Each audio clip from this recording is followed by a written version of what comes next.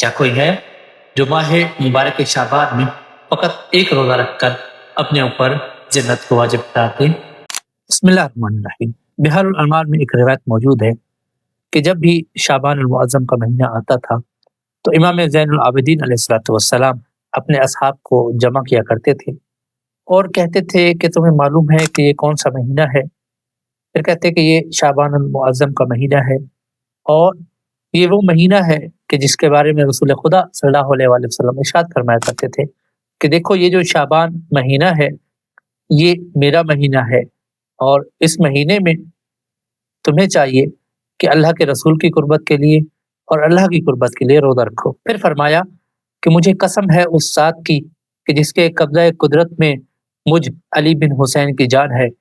फरमाते हैं कि मैंने सुना मेरे बाबा हुसैन बिन अली फरमाते थे, उन्होंने अपने बाबा अमीरुल मोमिनीन अली इब्न अबी तालिब अलैहिस्सलातु वस्सलाम से सुना। उन्होंने फरमाया कि रसूल खुदा सल्लल्लाहु अलैहि वसल्लम फरमाया करते थे कि जो भी अल्लाह और उसके रसूल के तकर्रुब की खातिर रोज़ा रखेगा, तो खुदा उस पर नज़र करम फरमाएगा। न फ़कत ये कि खुदा उसके ऊपर नज़र करम फरमाएगा, बल्कि अल्लाह उसके ऊपर जन्नत को वाजिब करार देगा।